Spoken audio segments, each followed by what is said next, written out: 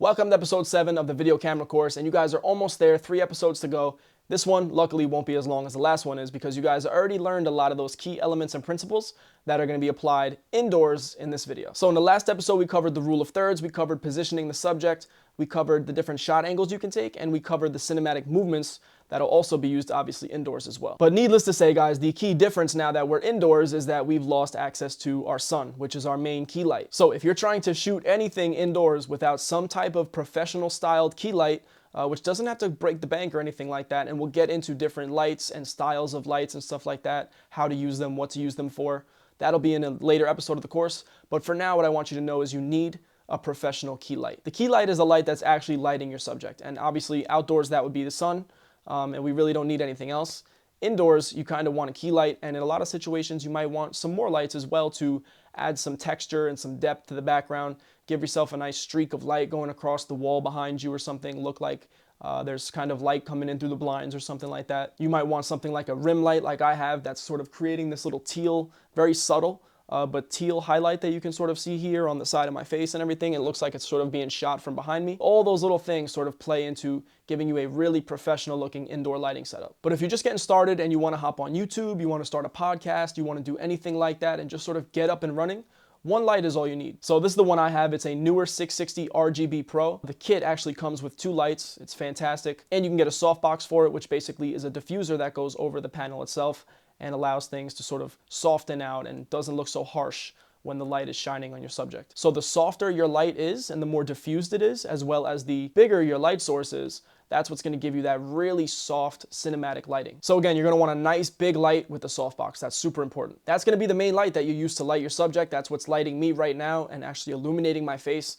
And I have it positioned in a way that's going to give me that traditional sort of Rembrandt lighting, which creates the triangle on the shadow side and then lights up the other side of the face. That's the most typical and popular lighting setup that you'll see used on YouTube talking head or interview style videos and stuff like that. And I'll show you guys how to achieve this look by the end of this video. Don't worry, you're gonna know how to replicate something that looks just like this if you wanna hop on YouTube and have that nice consistent YouTuber background going on that, you know, everyone can recognize as your video. You want it to look nice and professional. You want to have that nice blurry, crispy background going on. I'm going to show you guys how to take care of all that. And again, carrying over from our last episode, you can see here that I've centered myself in the frame for this particular video because it's more coaching. It's more sort of authority based. I'm trying to sort of teach you guys some information and thus I've placed myself in the center. But if I was doing something where I wanted to look more cinematic or I wanted to sort of capture like a movie scene style shot, maybe I'd place myself off on one of the vertical lines or something like that and capture sort of an angle of myself doing something where I'm not looking directly at the camera. Now you guys can remember from the last episode the couple of shot angles that I told you about where you have the parallel background and you place your subject nice in the center. And that would be for your teaching style videos, for your coaching style videos, for your tutorial style videos, where you really want to present yourself as an authority and you have something to teach your audience. Place yourself right in the center. Now you can either get that parallel background like we were talking about, or what you can do is a really popular indoor technique is to take one of the corners of the room and place that on one of the vertical lines. So I've done that in this case. The right vertical line actually has the corner of the room right back there placed right on it. And what that does is it gives you that nice depth in the background where you have one side of the frame that's sort of going that way and you have the other side of the frame that's sort of going that way. And you can tell that they eventually intersect and it just adds that nice depth and sort of draws your eyes to the center of the frame. So just a quick little tip, if you're indoors, instead of getting flat on, maybe experiment where you try putting the corner in that vertical line and then you can position yourself in the center and still get that same effect while just adding a bit more depth to the background. If you don't have a super big room, this is also a nice technique, is to just use the corners of the room because that's where you're gonna have the most depth looking forward. So that means place your camera over in a corner and shoot from the corner, or again, position one of those corners on the vertical line of the thirds grid. And obviously the lenses are going to play a big part in terms of how good your indoor footage looks as well. Now you want your aperture to be as wide open as possible because you're working with artificial light and in most cases not much of it. Now a situation like this where I'm using my key light that I just showed you guys and I have my aperture all the way open down to f2, that allows me to set this light to like 10-20% and still get a really nice looking shot. Now if I had a lens that only went to f5.6 and that was the most open that I could get it, my light would have to be more like 60, 70, 80% to give me that same level of exposure. Plus I wouldn't get that blurry background that I'm looking for. So by getting a lens that can open up the aperture really wide open, you're ensuring yourself that you don't have to use as much light as you would otherwise. And that means you can save a bit of money, get a light that's a bit smaller, and not have to be as extreme with the lighting. Again, one light indoors is going to get the job done. 2 would be nice, 3 would be great. So for any situation where you're talking directly to the camera, you want to teach your audience something, you want to talk directly to the viewer, just take the studio key light and put it 45 degrees away from you, sort of if the camera is right in front of me, sort of count out to about 45 degrees, and that's where you want to place your key light. And that one factor right there is what creates that little triangle on the shadow side of the face. Now for situations where you want to be more cinematic and stuff like that, obviously you don't want the character looking right into the lens, and you're probably not going to be talking directly to the audience. There's probably going to be a script or a dialogue between 2 characters or more. So in a situation like that, you're going to have to make sure that either you get the wide shot with all 3 or 2 characters in the frame, or you get medium shots and tight shots of like an over-the-shoulder style conversation back and forth. And for situations like this, they call it either the bar setup or the table setup. The bar setup is basically where you have 2 characters side by side and they're facing the same direction. And they're having a conversation, but they're not looking at each other. They're sort of like sitting at a bar, right? And they're both facing forward. Now the table style situations is going to be where you have 2 characters facing each other and they're having a dialogue back and forth. And for that, you can obviously capture a shot where maybe you have a very parallel looking angle and the table's in the center and the 2 characters both fall on each of those vertical lines. That would be a very symmetrical Wes Anderson style approach to that situation. And then you would cut from that shot, like sort of the wide introductory shot of the conversation, and then you would cut to shots that go back and forth from over the character's shoulders. And that's a very traditional way to handle a conversation or a dialogue between 2 people of any kind. So just place your characters at a table or have them sit across from each other somewhere, or you can have them sit next to each other. And you can get a straight on angle of them both sitting next to each other. You can get angles off to the side. You can get that over the shoulder of each one, kind of from each of the characters' perspective looking over at the other. And that's sort of how you would approach things if you're not really like a YouTuber that's like talking directly to the camera and educating people. If you're making films or short films and cinematic style work, that's how you're going to approach your shot angles. And then for all the rest of you, you basically be looking directly at the camera, talking to an audience, and you would get a shot like this. You can place yourself on one of the thirds lines if you prefer. That's more of like an interview style approach.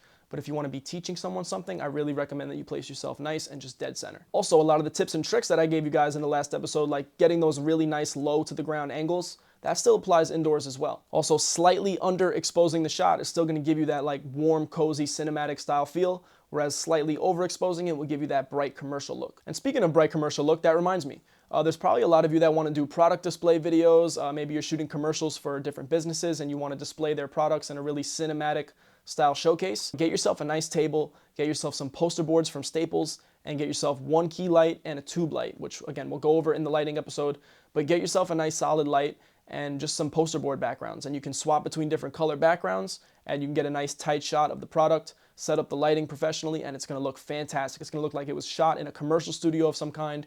Your clients will be blown away, and you guys can see some examples of shots I've done just like that with different bottles and drinks and products and stuff that you can just find around your house and sort of get a nice portfolio going right off the bat with some really cool looking product videos. Now, another thing you have while you're indoors is windows, and windows are awesome because that's where the sun is coming through. So you don't need a key light necessarily if you can make use of a window. And you can see a great example of that in these style shots that I capture here in my living room. There's a window behind me and you get that really contrasty dynamic range where the interior portion of the shot is really dark and shadowy, but that exterior window is obviously super bright, and so you have a pretty high contrast going on there. But you can see, thanks to my camera's dynamic range, I'm still able to not overexpose those highlights, and I can still capture the detail in my face and everything like that. If I tried to replicate this same exact shot on a phone, my face and everything in the interior would probably just fall into black darkness in order for that window to not be overexposed and bright white. So that's just sort of like a real-time example for you of how crucial dynamic range is, especially when you're indoors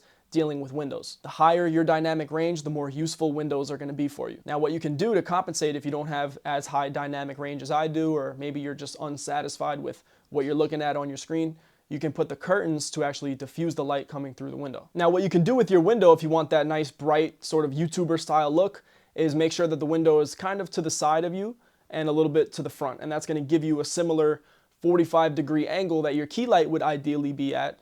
That's going to give you that Rembrandt style lighting. Now in my shot, I actually have it set up a bit differently where the window is kind of behind me at a bit of that 45. So it's shooting that rim light sort of effect on me where it's lighting the back sort of edge of my head and stuff like that on one side. And it's giving me that nice shadowy, natural looking face like I was stressing to you guys in the outdoor episode when I was telling you to position the sun at that back 45 angle. I'm doing that with the window here to get that same effect, but indoors. So again, it just comes down to personal preference. Do you want something that's more dark and moody?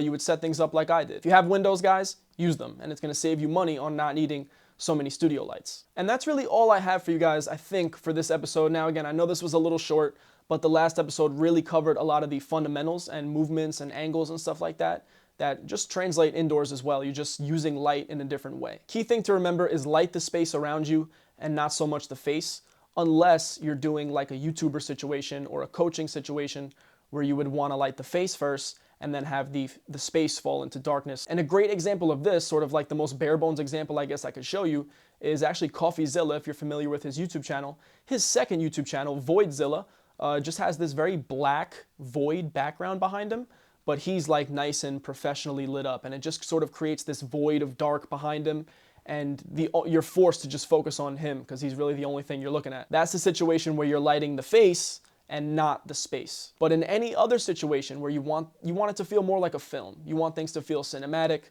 you're not talking directly to the camera, you're doing some filmmaking style work, you would want to light the space and not the face. So that just means like take the subject out of the shot for a minute and sort of what does that room look like on the frame? Is it all lit up evenly? Is there any streaks of light or shadows hitting the walls anywhere or anything like that? Is there any practical lights in the scene? Get all of that stuff situated first and then just sort of place the subject where they would go. And they're going to end up being lit how they would naturally be lit in that situation. And that's just sort of what looks cinematic, is natural looking footage.